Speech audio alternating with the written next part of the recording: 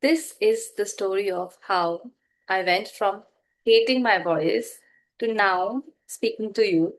I have done so many live trainings like this. I have created so many videos, countless videos now. I have taken people on meditative journeys. I have taken myself on so many different visualizations, meditative journeys, and I love falling asleep to my voice. So, this is what I want to share with you. If you're watching me for the first time, hi, I'm Ishani. I'm your intuitive self leadership coach, and I'm on a mission to help you feel enough as you are, start to trust your own voice, be rooted in your magic, and create a life that is beyond logic. So, I don't know if you remember, but in India, um, I'm not sure if WhatsApp came during that time, but there was a feature that was rolled out, which is the voice notes feature. That I was in college at the time. I think it was 2015 or 16 when it rolled out here, or at least when I had a phone and I could use it. Okay, let's just say that. So it and I remember everybody was super excited to use that feature of voice notes, and it was so easy, right? We didn't have to always call. We could just send voice notes to our friends and don't write essays uh, as a text message. But I remember I used to tell all my friends when this feature rolled out where we could send voice notes to each other. I would just they would ask me, Shani, send a voice note. I would love to hear your voice, and I want to. And we were also making new friends at the time. I was in college, so it was like 10 years ago, 10, yeah, 10, 11 years ago. So I would not send them voice notes. I would actually tell them, I would write the essays. I was that girl who would write and write and write about everything that I wanted to share with them, but I would never share it on a voice note because I would really tell them, I would write it out that your ears would bleed if you hear my voice on a voice note. And when I think about it, I imagine how I used to perceive myself, not only perceive myself, but this is how I used to let people see me as well. And like I said, I've come from there to here where I know that my voice is worth sharing. I love my voice. I listen to it. I'm not a singer, but I love the sound of my voice. It calms me down. So there are a lot of things that happen from there to here. Okay, it's like a 10 years process. So the first thing that I started to develop, and if you are somebody who does this as well, where you are not too comfortable with your voice, and there are three phases that happens, okay? So maybe you'll find yourself in either one of these phases. And I want to share this so that you can find yourself in these phases and actually help you move from that phase to here where you can also share your voice because our voice is so important and not just in the sense of how we phonetically sound but the truth that it carries, and there is a reason why you have the kind of voice that you have. Okay, but more about that later. So the first of all, what started to happen when I went to college, I did mathematics degree, and I'm doing nothing about it now. So, but I was in mathematics honors. It was a great college, and I started to realize that I don't have enough of a worldview. I didn't know anything. Even feminism, I started to understand when I went to college and people were talking about all these things. And I was like, oh, wait, is this real? Like, I had no idea about how the world worked till then, of course, because I was also young.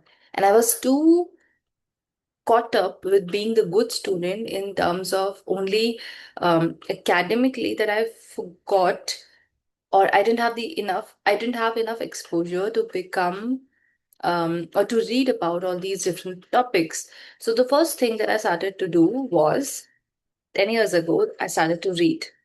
And as you read, you go into a different world. You also start to understand, okay, this is what I can resonate with. This is not my thing. And as I started to read, I started to develop my own worldview. I started to develop my voice. So that is the first phase that happens when you start to develop your voice. So, but even then, I was not sharing it, but I was starting to develop the voice. And how do you develop a voice? You start to write. So, what I used to read, I used to write about it. I didn't share it with people, but I started to contemplate. I think that was how it began. I didn't know it was called contemplation then, but this idea of trying to understand what do you think about the world, right? What is your voice? And I started to develop my voice. That was the first phase of starting to understand, because what was happening, and let me take you to the second phase, which was, this was a conscious attempt, right, to understand my own voice. This was the first thing that I started to do. This was the conscious step. Now, as I started to understand my voice, and I graduated from college, I went to work, all of that happened. And it was not until 2021 that I started to realize that I don't even like my voice. Um, because it is when I started to tap into the unconscious part and the subconscious part, which is I don't like the sound of my voice because the things that I'm saying to myself is not nice. It's not good. All the time I was telling myself that I'm not enough. I don't know enough. Um, so there was a misalignment between how I was speaking to myself and what my inner child wanted to hear. Because who likes to hear, if you imagine yourself as this little kid, and you're telling her all the time that, you know what, you don't have enough confidence, you don't know this enough, you don't know that enough. Like, how would that feel? How would that child feel? And it was in 2021, 2022, when I started to develop this connection with my inner child as well. And I realized that there is such a mismatch between me and her. And that is why, because I was not speaking my truth internally. I was not speaking it also externally, because I was that kind of girl who was called, oh, she's so polite, she's so kind. It was because I was kind, but I was not kind to myself. I was polite because I thought that my values are not required. My not values, my voice is not required, right? So see, I can fumble here. I can still go on because I know the truth that I need to talk about, the truth that I want to share is worth it. I don't need any validation from anybody to share my truth, because this is what I'm here to do. Okay. So the first part was to develop your voice, to understand what you truly understand about this world. And first, I started doing it consciously from the socio-political lens, where I started to develop an understanding of how the society works. Okay. And once I moved from there in 2021, 2022, I realized that there is such restlessness inside me. I don't know why is this happening. I don't know what I stand for. Um, I knew about my social political lens now, but I didn't know the psychological, the deep in spiritual part of me. I had denied it for so long. And then 2021, 2022 is when I started to sit with myself to understand, who am I? What do I want to create in this world? What do I believe about myself? And when I did that, I realized that my voice is the most important thing for me. And it was because I was blocking my own truth. Because when I would be in a group and people would be discussing, I would have a point because I had developed my voice. I was developing my voice, right? But I would not speak the truth. So the transmission was not happening. And that's why phonetically my voice, and also internally my voice was not something that I liked, or it calmed my nervous system, because I was not even familiar with my own voice. And as I started to do this work, I realized that I sound different to me because I hear differently now. So this was such a beautiful transformation that happened when I started to sit with myself. And this is what I would invite you. If you have gone from the first phase where you started to develop your own voice, and the biggest thing is reading, exposing yourself to different ideas, different cultures. I used to read books from all over the world. I used to watch serials from all over the world, and I was used to then sit and write about what I felt. Okay, that is how I started to develop my own voice. Now, the second phase is when you start to understand that there is a deeper layer underneath that, okay, I have a social political framework and I know what I want to talk about. Um, and the problem now here is that I cannot speak it out. I cannot transmit it. I cannot really allow myself to speak the truth, my truth. Then, so the second part came when I started to rewire my subconscious programming and rewire how I started to speak. So the first thing that I did was I started to speak to myself a lot, right? So earlier, everything that I was doing was an internal dialogue, internal monologue, where I would just talk shit about myself to myself internally. It was not even coming out. So I started to let it come out. And when I started to say all those nasty things to myself, like you're not enough, you're not this, you're not that, I realized because now I'm hearing it. Because when you're talking internally, you don't really hear it. It's only your subconscious mind is hearing it. But when I started to speak it out, I realized this is not who I am. So I started to pattern interrupt. I used to stop myself from saying those things, right? And when I started to do it, so first it happens consciously and then it rewires your subconscious. So, and then I worked with coaches and all of that. And there's so much that happened. So, this is the second part that requires a subconscious reprogramming of how you perceive yourself. And the more I allowed myself to be uncomfortable with how I was looking at myself, it made my voice more clear.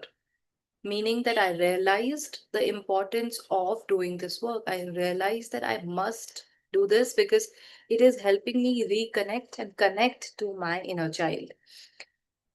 And all of that started to shift where I actually started to narrate my poems. So if you writing has been the biggest transformational tool for me, right? Like I said, reading and writing.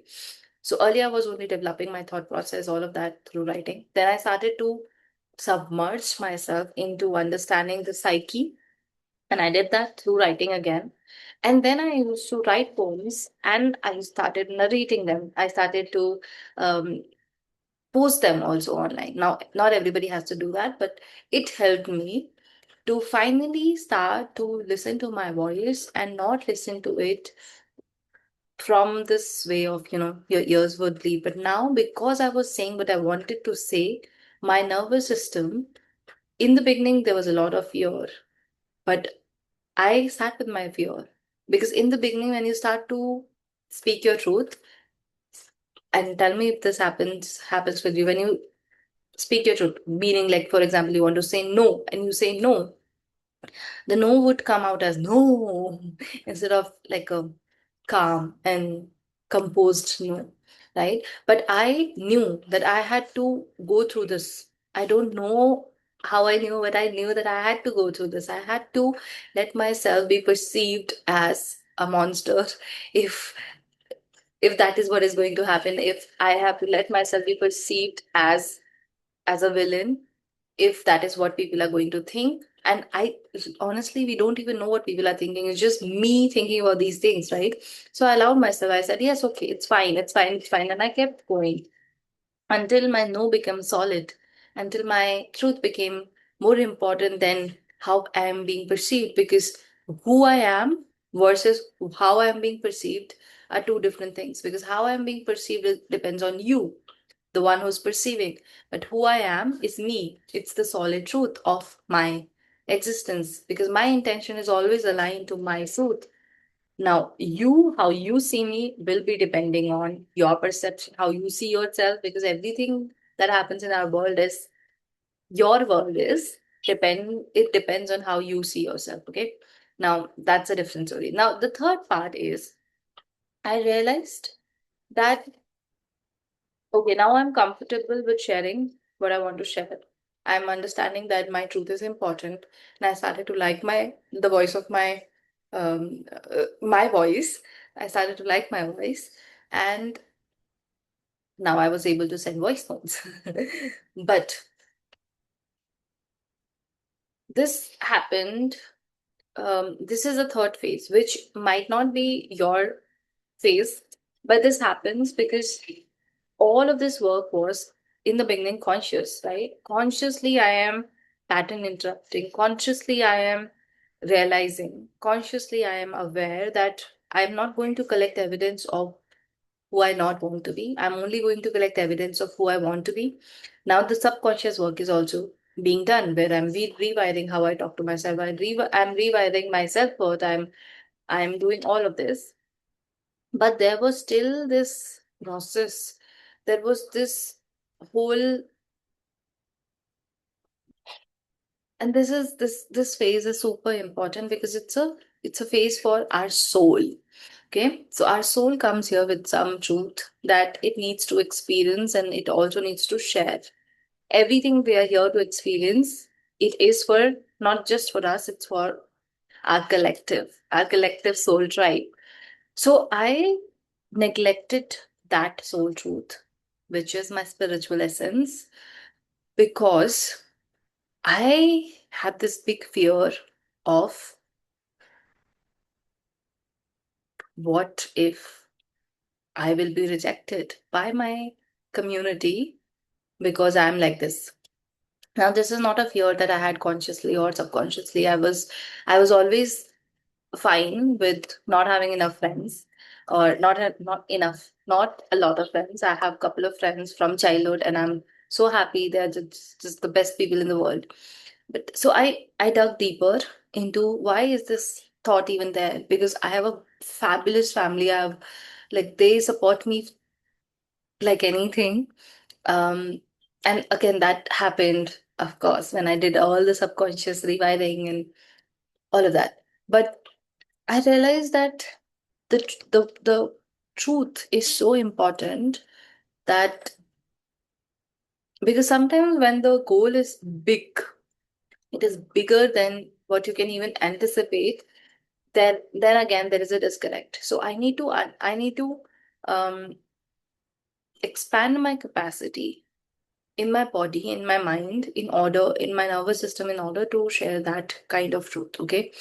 But I said, I have done all of this. Then what is really the issue? What is really happening here underneath all of this?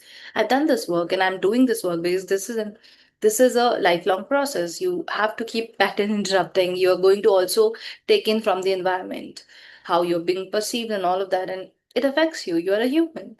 But I keep doing this work. So what really is going underneath? And then I realized that there is a conscious, there is subconscious, and then there is a soul conscious thing.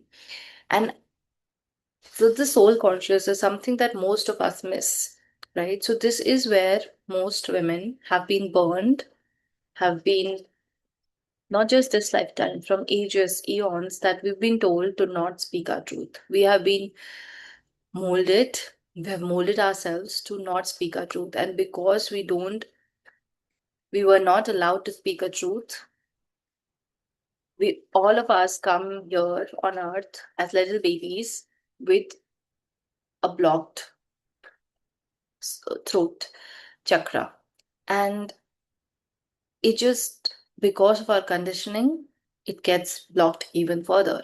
Even if there was even a part that was not blocked, it just keeps blocked, by getting the evidence of, how I'm being perceived, and all the no's that we hear, all these, you shouldn't do this, you shouldn't do that, you shouldn't be like this. Because of that, it just it just gets blocked even further. So that is what I've been working on for the last year, when I realized that I hated my voice consciously. So I worked on it consciously. Then I hated my voice subconsciously, which is what I realized when I started to do this personal development, self development work. So I started working on it subconsciously. And now I realize that it is something that I have carried for ages and ages. And now I'm working on it in the soul level. So, like I said, it's not required for all of us to do this work, but this is the kind of work that I do. I want to invite all kind of versions that have ever existed to be on the same page, to be aligned. And the more I'm aligned with them, the more I can share my truth with confidence. Because this is the way how I cultivate confidence, and how I have cultivated confidence to even speak about what I want to speak about, which was which is first on a conscious level, then on a subconscious level, and then soul conscious. And of course, when I work with my clients, it happens all at the same time, because now I have a framework to take you through. And this framework is amazing. It has worked so beautifully for my clients. And as I am doing this deep soul work, I'm also inviting my clients to do this work. And it is so important as women for us to speak our truth, even when it's comfortable, especially when it feels uncomfortable, because this is what we are here to do. The world is shifting now. We need more women leaders, and we need more women leaders to speak their truth. And it happens first consciously and then subconsciously.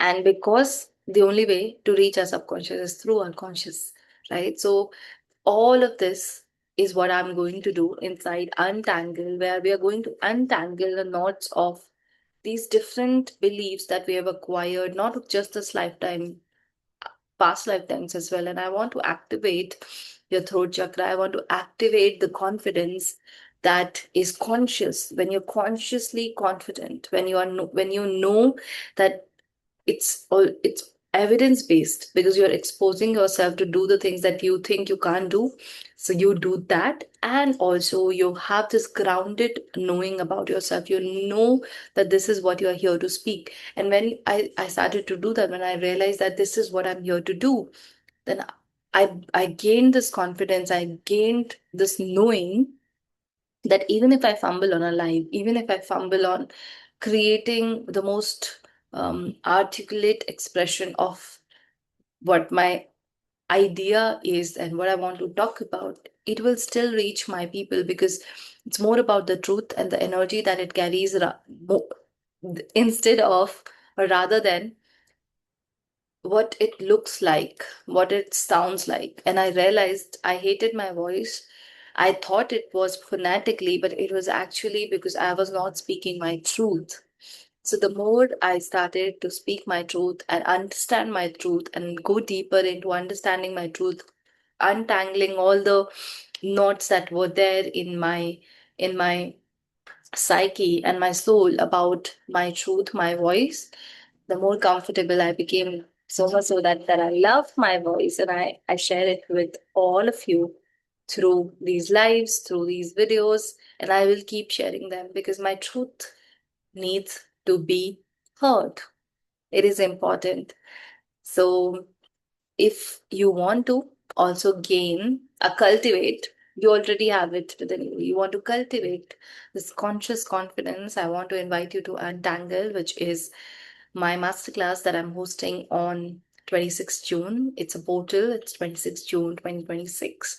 And it's a proper woo woo masterclass. I am going to talk about the conscious way and subconscious and the soul conscious way to cultivate this confidence. It's called Untangle, the art of conscious confidence for the woman who knows herself. Because once we know ourselves, that's the conscious confidence.